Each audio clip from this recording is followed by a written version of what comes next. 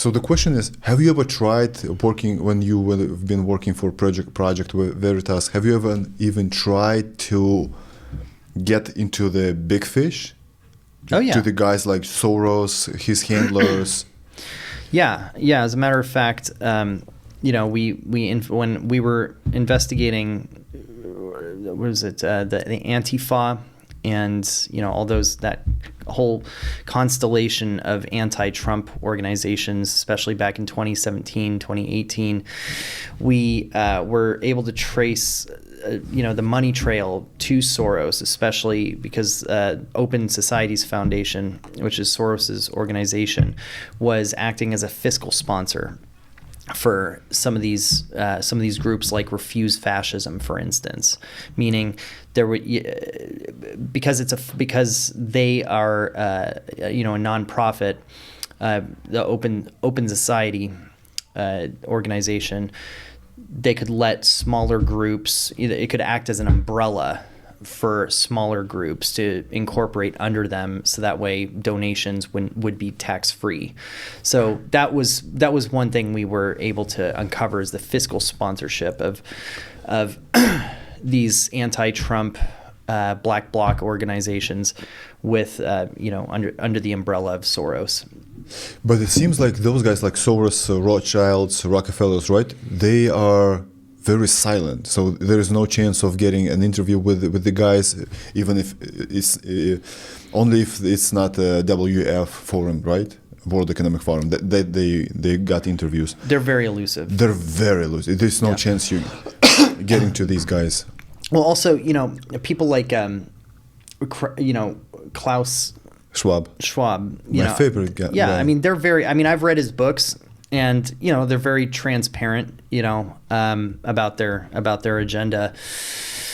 So it's really the shadow people that you really want to get, the Bob Creamers and the Scott Fovels, who are more who will tell you how the sausage is made. One of the things that Scott Fovel explained to me is the principle of the double blind. So Scott Fovel, who was working for Bob Creamer, who was working for Hillary Clinton, they protect whoever's above them from knowing too much about how the sausage is made. So while Hillary Clinton, the part. Yeah, Hillary Clinton knew, for instance, about the bird doggers. I mean, we verified that. Alison Moss verified that. She knew about the agitators inciting the Trump. That was an operation she knew about. But Bob Creamer. So, for instance, when I was pitching the surrogate voter scheme, where you bust the illegals from polling place to polling place, and pitching that, and finding out, if they were interested in my wealthy philanthropist clients, pulling that off. Scott Fovel told me, that yes, that is something that he was pitching to Bob Creamer. But Bob Creamer would give him, with a wink, say, "Oh, I don't want to touch that with a 10-foot pole," which is, code for, "Hey, don't tell me too much. I don't want to know about it." You know what I mean? And then Bob Creamer, of course, applied the same principle with his boss, Hillary Clinton. So, there's knowledge is a burden. You know too much. You don't want to know too much about what's going on behind the curtain. Because if you're gonna get subpoenaed, you have to answer the questions. Yes, but if I didn't know, really. Yeah. I can testify under the oath. Your henchmen protect you from knowing too much. Yeah. And that's a principle that I learned about how a lot of these dark operations, a lot of these dirty tricks operations go, is a lot of the people, the big fish, I mean, they know enough to know that there's things they don't want to know, but they're protected from knowing them.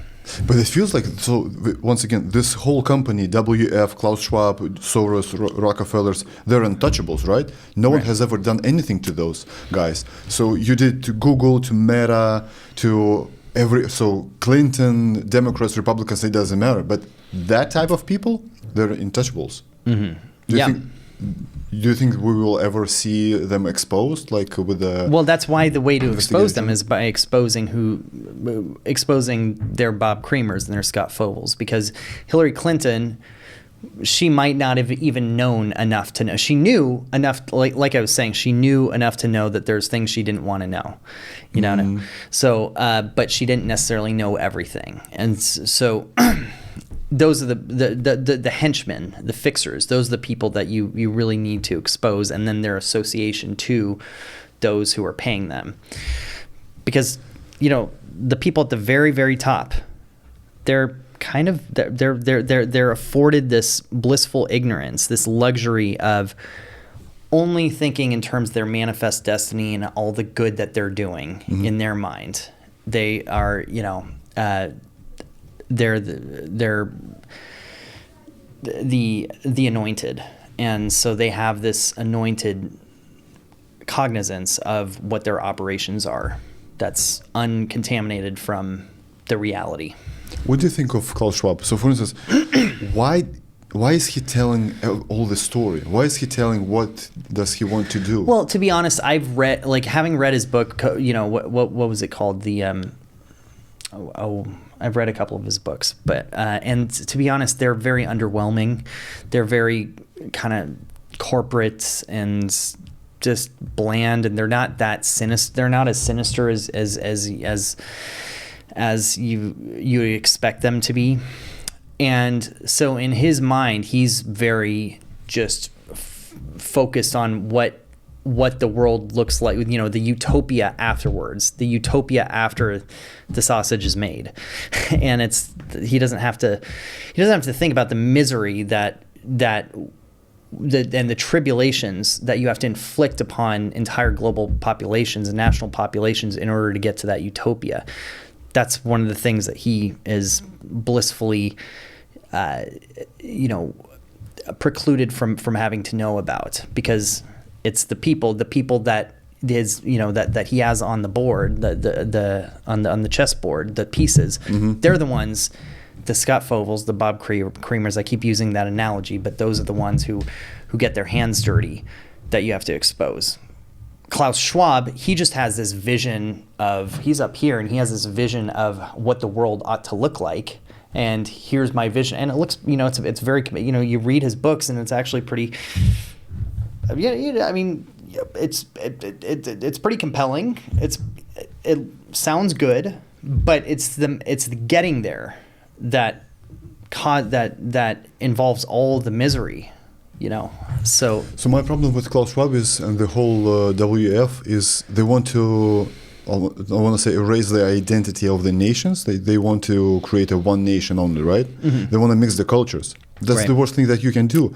The whole beauty of the differences between the cultures is that they are so different, right? I'm way different than you. You are way different than the guy from Morocco, than the girl from Italy, Spain, Britain, New Zealand, etc. But once we get into one place, like for instance, the US, I bring something good from my country. Someone else brings something that's good from Morocco, from France, Spain. This is why this country is so great. But he wants to erase the identity, and he wants to make some kind of one race, one nation, one currency, one new world order, one police, one rule over everything. Right. But it's not what the Bible says. It's not what Jesus taught us. Well, what it is in the Bible, but it's not from God. It's from the serpent. Yeah. And as Whittaker Chambers notes in the introduction to his book Witness, the promise was whispered in the Garden of Eden: "Ye shall be as gods." So that right there is the genesis of leftism. Ye shall be as gods. So you have these people, these Klaus Schwabs, who are in their mind, these George Soroses. It's like man who was banished from the Garden of Eden was like, well, we can have our own Eden. We don't need God. Yeah. We can have our own Eden. We shall be as gods. And so that's what they do, is they recreate Eden in their own image. But do we have even a location where those people live, like George Soros?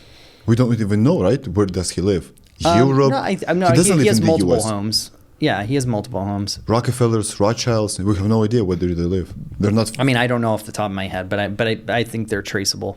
Yeah, but at the same time, we got the guys, have the guys like Gates, so everyone knows where the Bill Gates lives, right? In Seattle, he has some property, I want to say here in California, somewhere in Malibu, for sure in Hawaii, and etc. But those guys are his friends, but they're so freaking secret, even it's in 2024. Right. You can find even his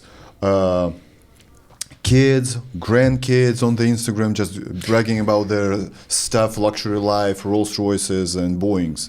So I had this. I mean, this is one of these stories that when I was at Project Veritas, I worked a lot with sources, and I cultivated sources, and unfortunately, only a small fraction, only a small percentage of what of tips eventually become stories, because you have to sift through the illegitimate ones to get to the legitimate leads, and then there's a whole process of getting from tip to published story.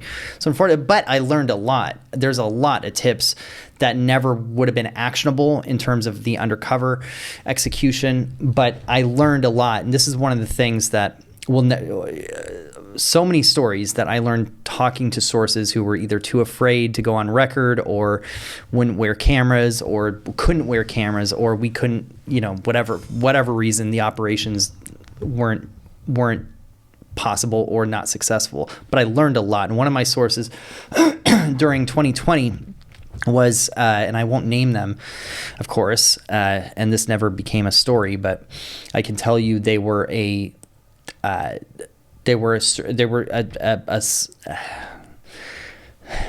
sleep therapist.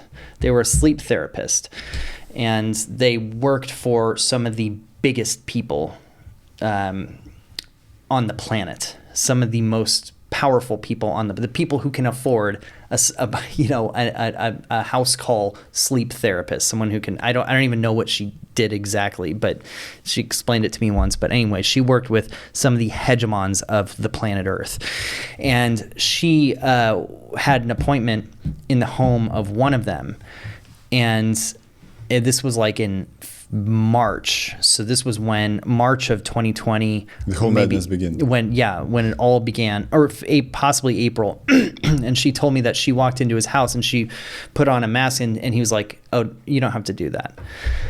And she's like, "What do you mean? I don't have to. You don't want me to put on a mask?" And he's like, "I know certain things, and you don't need to put on the mask." But she didn't tell you the name of the client. No, she was afraid. Yeah, that's the thing. See, that's the thing this is why Project Veritas journalists, we're walking around to this day with so much knowledge that we can't share, because it never either because people won't believe us, or because our intelligence never materialized into investigations, because only a tiny fraction of only a tiny fraction of the intelligence that we gathered over those 14 years from sources and from firsthand experience and from research, only a tiny percentage. Just think about Hollywood, all the scripts that are written and the fraction of them that actually become movies.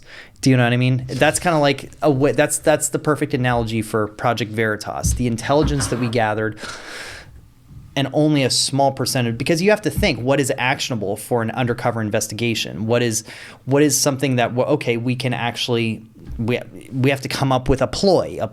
We have to find out who the subjects are. We have to find out who we're investigating, what we're going to get them on tape saying or doing. What are the laws? Where are they operating? How do we get in front of them? There's so many moving parts to executing an undercover investigation that we don't have the luxury of a Washington Post reporter who could just be like, well, I heard it from a friend who heard it from a friend who heard it from another, that so take my word for it. And it becomes front page headline news because someone heard it from. But what if you just say, I have an informant, his name is Deep Throat. Yeah. Believe me. Well, that was another thing. You him. watch All the President's Men, and one of the things that Jason Robards is constantly saying to Redford and Dustin Hoffman is one of your goddamn sources going to go on the record? Because you can have so many sources that never go on the record. Well, what Deep Throat said legendarily was I can point you, I can nudge you in the right direction. I can tell you, if you're in the right direction or not. I mean, of course, we all work with deep cover sources, but who we know we didn't have a prayer getting to go on record. But that's the thing, is we end up, and that's one of the things that Project Veritas, we operated at standards that were astronomically above those of Woodward and Bernstein.